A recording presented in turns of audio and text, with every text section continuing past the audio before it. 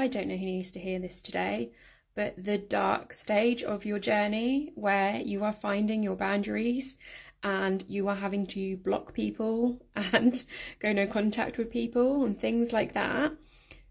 This is a phase and you will come out the other side more anchored into your power. And this is something I wanted to talk about because this is something that I've been through. I went through a stage where, well, there's kind of 3 stages. So the first stage is like you're in people pleaser mode, you're unaware of it, you might have like chronic health conditions and you're actually allowing all these things. You might be in a freeze response in certain relationships and you start to regulate your nervous system. So this was me, the work I did through shadow work, somatic practices, everything I do with my clients, started to regulate and build self-trust with my body.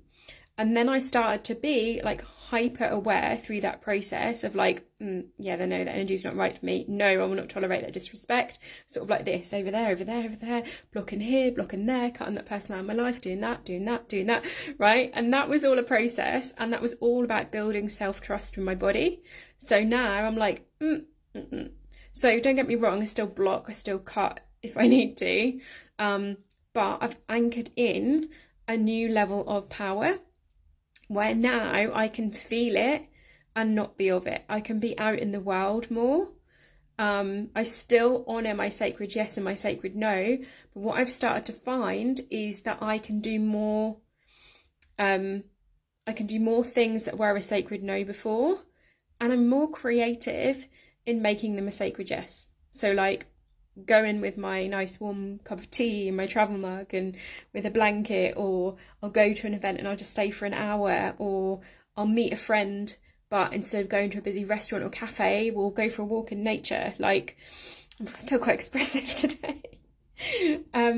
So yeah, and I have come back after a week off to some very lovely birthday messages, but also some very weird comments on my social media. And now I'm just like, so yes, I have blocked, but there's some where I'm just like, I'm just going to leave that there. I'm just going to let the person out themselves publicly all over social media if they want in my comments.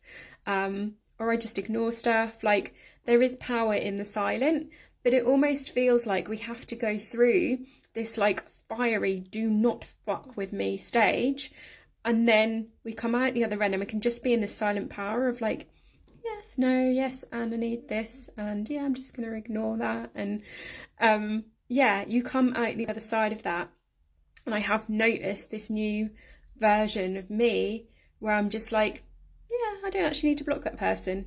No, that's okay. I can just leave that there. I can just let them. It's fine. I don't have to be available for it. I don't have to have like tolerance for it. I don't have to connect with them. And this is in both in-person and online things. I'm just like, yeah, I'm just going to let them just do their thing and show their behaviours to the world. And I'm just not going to be part of it. I'm just going to kind of silently opt myself out.